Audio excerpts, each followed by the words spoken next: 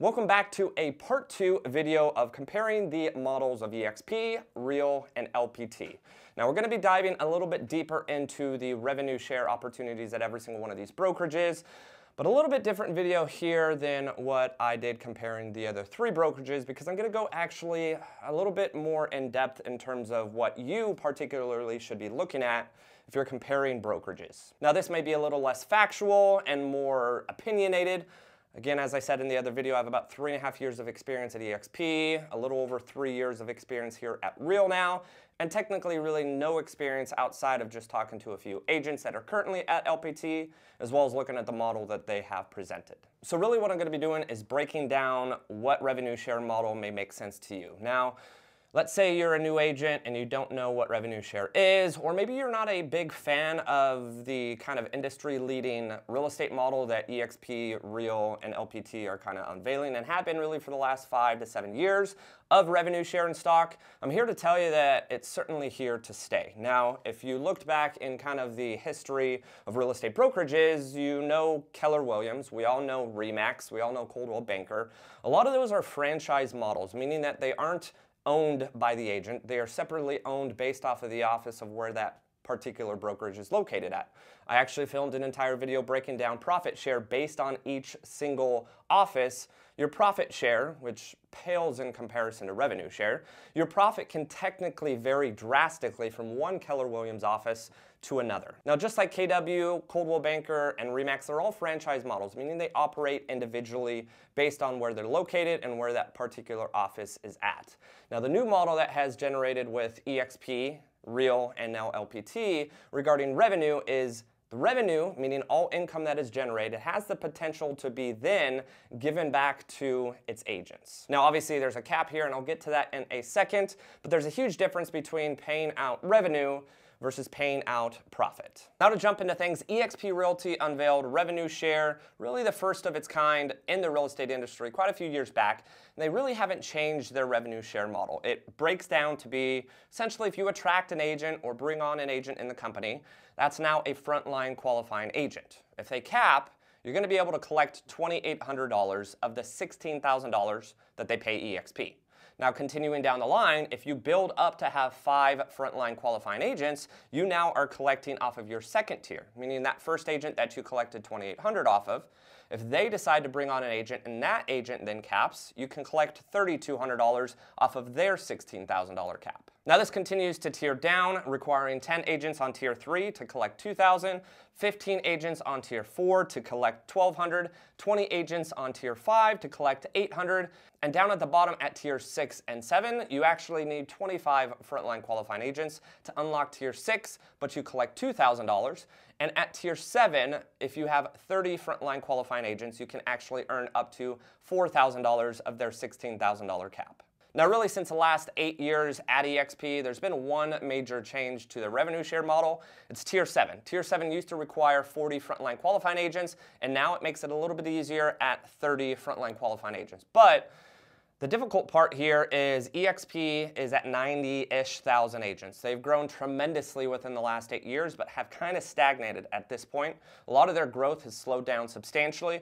And in order for someone to come into a brokerage and bring on an agent, who then brings on an agent and builds this 7 levels deep, and on top of that grows their organization of frontline qualifying agents to 30 producing agents, right now it is very difficult, and I can tell you that just from a small portion of people who actually collect on tier 7, that the tier 6 and tier 7 amounts that you can actually collect at eXp Realty is very seldom even touched. And with the growth trajectory of eXp Realty kind of already have happened, it makes it even more difficult to unlock that tier 6 or tier 7. Now this is my biggest cause of concern when it comes to eXp Realty's model, is the fact that they've already grown tremendously. It takes 7 tiers to unlock all 16,000, and tier 6 and tier 7 are very difficult to build when you've already talked about a company that's essentially not built out entirely, but comparatively to the sizes of Real and LPT, they may not be growing nearly as fast as they have in previous years.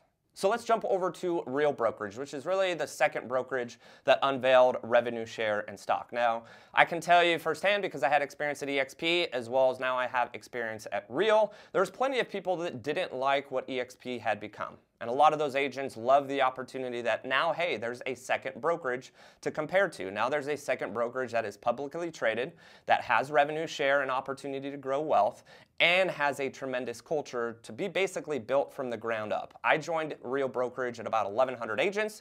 I've seen a huge difference at Real Brokerage growing from 1,100 agents to about 12,000 where they're at currently. And I also saw the culture that was really not being built at eXp from about 3,500 agents to where I left in October of 2020 when it hit about 50,000 agents. Now, obviously, every single agent is going to have their own personal opinion. I had a lot of experience with eXp and realizing it was just far too corporate for me, and a lot of the leadership didn't truly care about agent production and truly just agents at the end of the day. What they cared about most was agent count. As long as we're bringing on agents, we're going to become more profitable. Now, jumping over to Real and the revenue share model over here at Real, the reason why I like it is because the direct agent that you attract to the company is going to be the agent that you collect most off of. And the reason why this works is if I have a personal relationship with you and I attract you to the company, it's only right that me, the person that brought you to the company and likely has a consistent relationship with you, is going to have the most amount of financial, I guess, gain when it comes to the revenue share model. Now, if that particular agent that I bring on caps, again, I'll get $4,000 from that agent of the $12,000 cap, so about 33%. But if they attract an agent, it then tiers down. Again, it requires, similar to eXp, 5 frontline qualifying agents. But if I unlock that second tier, it tiers down from 4,000 now down to 3,200. Now, with Real Brokerage's revenue share program, you're going to see a very consistent drop at every single tier. And truly, I may be a little bit biased, obviously, because I am at Real, but I love the fact that as you get further away, you become less influential with that particular agent that joins the company, and in theory, you should probably earn less revenue. So it goes from 4,000, 3,200 in tier 2 to 2,400 in tier 3, requiring 15 frontline qualifying agents, down to tier 4 at 1,600, requiring 20 frontline qualifying agents, and last but not least, tier 5, requiring 25 frontline qualifying agents. And yes, because they are only taking a $12,000 cap, if you add all of that up, it totals a total of $12,000, but they only have 5 tiers. Unlike eXp, they're collecting off of 7 tiers because they collect a larger split. And last but not least, LPT Realty and its revenue share program. Now, I will put a couple asterisks here. It's going to be the most confusing because, again, as I mentioned in the previous video, they have 2 different models here at LPT. You can essentially go a route where you only pay a transaction fee. When you only pay a transaction fee, you will not be able to collect revenue share, but the people above you will be. Basically, they can take advantage of the opportunity that you're paying a low amount of fees, but on the downside, you're not going to be able to collect any type of revenue share.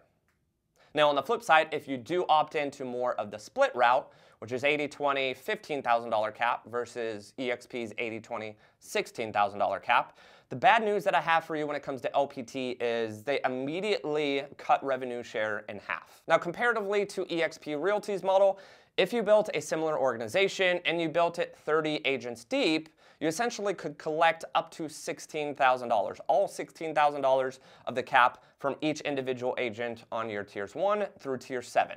Now, the downside with LPT is you can unlock a very similar organization. They do have a lot less qualifying agents in order to unlock each tier, but even if you unlocked every single level at LPT, which would truly only require 15 frontline qualifying agents, you are not collecting all of the $15,000 that they essentially take from those agents. You're only collecting $7,500. Basically 50%. Or if some of those agents are transaction fee only agents, you're not collecting the total $5,000 that they're going to be paying the company, you're only collecting half, or potentially only earning half of that, which is $2,500. So to break down LPT's revenue share model, every single one of their tiers is going to require, similar to eXp and Real, a certain amount of frontline qualifying agents. Tier 1 is going to require just 1, Tier 2 is going to require 3, Tier 3 is going to require 5, Tier 4 is going to require 7, Tier 5 is going to require 9, Tier 6 is going to require 14, and Tier 7 is going to require 15. So as you can see the difference from eXp, I'm comparing eXp and LPT because they both are 7 levels deep. They require a lot less agents in order to unlock each tier. However, the downside, just as I mentioned, is they are also paying out a substantial amount less revenue. So now that I've broken down all 3 of these revenue share models, I do also want to give you guys a heads up that each one of these brokerages has a threshold in terms of the total revenue that they can realistically pay out. Now again, over at eXp, you could technically collect all $16,000 of all of your 7 agents on tiers 1 through tier 7 if you built a large enough organization. But as you continue to grow larger, they're going to put a cap on revenue share on a monthly basis, meaning if the company paid out across all 90,000 agents, if they paid out about 53% of the revenue that month, they're going to actually take about 3% of that back and put a threshold of 50% on a month-to-month basis. Now jumping over to LPT and its potential revenue that they can essentially pay out via revenue share, similar to eXp, it's 50%. Now there's a reason why I'm doing real brokerage last, and it'll make sense here in a second, but I do also want to put an asterisk here once again on LPT Realty and its revenue share model. Now, the unfortunate side is when people look into real estate models, they don't look into all of the details. Now again, the LPT Realty's revenue share model immediately takes half of the potential revenue that they earn and gives it to the company. There's a couple aspects about LPT that I'm concerned about where it's company first and not agent first, this being one of them, meaning that they care more about the company dollar. They take the company dollar first, and then also if they still pay out more than 50% of its revenue based off of the model that they're using, they can then adjust that as well. Very similar to the example at eXp. eXp, however, you can technically earn all 16, and then they will adjust down to 50%, versus LPT Realty, where you can truly only collect up to 50% of the company's earned revenue, and then on top of that, they have a threshold of 50%. So if they, because of their model and the less required frontline qualifying agents, they pay, let's say, too much revenue out, then they're going to bring it down just similar to eXp. Let's say they were at 53%. They're going to adjust your revenue share down to that 50% threshold to meet the required company dollar. Now, last but not least, Real Brokerage. Now, they have been very adamant about being agent-centric and agent-focused. They are actually going to pay out the most amount of revenue share compared to eXp or LPT. They actually pay up to 60% of the company dollar. Now, hopping over to Real Brokerage, they are actually going to be paying up to 60% of the company dollar, or the company's revenue that they earn. Now, a good side about this is I've been at Real for a little over 3 years now. The model itself is very centric to the agent. It's very focused on agents and agents production. And the way that it's structured is really to incentivize attraction against recruiting. Meaning, me personally, if I have a relationship with you, again, the way it tiers down, is I'm going to be paid off most based off of that direct agent I have a relationship with. Also, when you tier down and you continue to grow your organization here at Real Brokerage, you're going to be earning more at Real Brokerage than at either LPT or eXp when it comes to revenue share. Now, I do want to give a couple examples if you're trying to understand, hey, where am I going to be collecting potentially more revenue share at? What do you realistically think your organization is going to look like, and how big do you think you're going to be able to build your organization? So starting with eXp, if we're comparing tiers 1 plus tiers 2, meaning that you have 5 frontline qualifying agents, off of tiers 1 and tier 2 at eXp Realty, with those 2 agents, or technically collecting off tiers 1 and 2, you can collect up to $6,000, meaning capping with tier 1 and capping with tier 2, adding them together, you get $6,000. Now moving over to Real Brokerage, same scenario, you have a tier 1 capping agent who attracts a tier 2 capping agent. You cannot collect $6,000, you can actually collect up to $7,200. Because again, the way that Real is structured is you collect more off of the top tiers and less off of the bottom. Now moving over to LPT Realty, you need a tier 1 capping agent to bring on a tier 2 capping agent to bring on a tier 3 capping agent. So it becomes a little bit more difficult to fully collect on every single agent because now you have 3 people that you need to actually collect off of. And the unfortunate side of things is you're not collecting $7,200, you're not collecting $6,000, you're actually collecting $4,200 if all 3 of those agents have opted into the 80-20 split route, or a combination of $4,200 and $1,400 from each one of those agents if maybe they participated in the transaction side only and not the split option. So a substantial amount less earning at LPT, and in addition to that too, you're going to actually require more agents to cap in order to fully collect on that less amount. Now jumping beyond just unlocking tiers 1 and tier 2, let's say for instance you have hopes of unlocking all the tiers, potentially at whatever brokerage that you're looking at. Let's do tiers 1 through tier 4. Tier 1 through tier 4 at eXp Realty is going to be paying you out $9,200. Very similar to Real Brokerage. Real Brokerage is going to be paying you out $9,600 based off of tiers 1 through tier 4 being unlocked. And both being similar, eXp and Real Brokerage, in order to unlock either of those brokerages, tier 4, you're going to need 4 frontline qualifying agents. For example, again, you bring on an agent who caps, who attracts an agent who caps, who attracts an agent who caps, who finally attracts an agent who caps. If all 4 of those agents cap, you can earn up to $9,200 at eXp Realty and up to $9,600 at Real. Now jumping over to LPT, which again, they require less frontline qualifying agents, but at this point, technically, they will have capped out your entire revenue share opportunity. Meaning, if you have tiers 1 through 7, which I'm not going to go through it, but it basically means, 7 different levels, okay? If you have all 7 of those levels unlocked and every single one of them actually cap, so now you're needing 7 agents versus just 4, you can only collect up to $7,500 if all of those agents are actually split options. And if they opt into the transaction side of things, again, they are only paying $5,000 a year, which is a low amount to pay, but you yourself are only going to be able to collect up to $2,500. But enough about the numbers, guys. I am a very analytical guy. A lot of the numbers make sense to me and can get very convoluted if numbers are not your thing. I do have a bachelor's degree in mathematics as well as a master's degree, so this is really my comfort zone in making sure that the risk is worth the reward or the numbers make sense at whatever brokerage you're looking at. But beyond just the numbers, beyond the transaction fees, beyond the stocks that potentially these companies can give you, I highly suggest that you do look at the leadership. I'm telling you to look at the leadership both at eXp, Real, and LPT. Do your due diligence and look at each one of these brokerages. Now, I will tell you, LPT, since they are not publicly traded, they do not technically have to announce a lot of their financials publicly because they, again, are not publicly traded.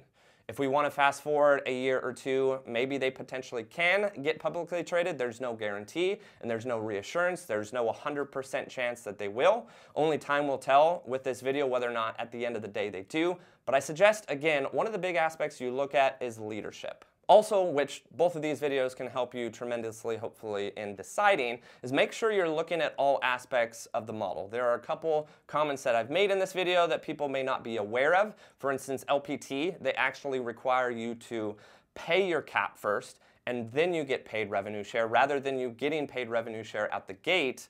The company, again, is priority, it seems, at LPT, so the company is going to get its dollar, just like with revenue share. It's immediately going to be taking 50% of the company dollar to make sure, which could be a good thing for LPT too, to make sure that the company is consistently getting its company dollar. But again, it all goes back to making sure that you're digging in deeper and truly understand every single aspect of that particular real estate brokerage's model. And another big thing that you really should be looking at as an experienced agent or a brand new agent when you're looking at brokerages to potentially join is culture. Now, this may be one aspect of looking to join a brokerage that may be a little bit more difficult than others because you're essentially on the outside looking in, and a lot of things can get misconstrued and may seem like something, but in reality they're not. So my suggestion when it comes to looking at any 3 of these brokerages, or honestly any brokerage at the end of the day, make sure that you're getting connected with agents within the brokerage. Make sure that you're getting involved with the brokerage itself prior to jumping over to the brokerage. Make sure that it's a good fit for who you are as a person before you make that jump, because I know a tremendous amount of people that have just quickly made a rash decision and realized where they wound up going to does not fit who they are as a person at all. And last but not least, I do want to again put a big asterisk here. We are comparing 2 brokerages, eXp and Real Brokerage, which are both publicly traded. All of their financials are very, very public, as well as any kind of financials, meaning are they profitable, are they not? Which at this point, both eXp and Real Brokerage are profitable. And also, in addition to that, is funding, meaning if the brokerage was to take an investment or a certain lump sum of money from any particular person or company, like for instance, Real Brokerage a couple years back took a $20 million investment that was made to Real Brokerage and has used that money to become quickly and rapidly profitable. Now, the reason why I'm putting an asterisk here is because we're comparing both eXp and Real Brokerage to a new upcoming brokerage that technically is not publicly traded. Now, I reached out to about 3 different LPT agents, and every single one of them spoke differently in terms of the plans to be publicly traded, but it's a big question mark. And to be fully transparent with you, that is going to be looming over LPT's head until they finally do become publicly traded. Now, me as an individual business owner and someone that's been in the industry for about 6 or 7 years, I've seen companies become publicly traded. I've also talked to both companies' CEOs and what it takes to become publicly traded, and needless to say, it is not very easy. So really only time will be able to tell if all of the stocks that are being generated and given away at LPT are actually going to be able to be worth a certain amount on the public market. So yes, there is a bit of a risk when you're looking at LPT because there is no reassurance, no guarantee whatsoever that that company at some point is going to become publicly traded because, again, there is a lot that comes into actually becoming publicly traded. Their books are going to have to be opened up to the public. We're going to have to know all of their financials. We're going to have to know how many shares they actually have to give away within the company, where the company is actually owned in percentage to leadership in terms of ownership, investors, so on and so forth.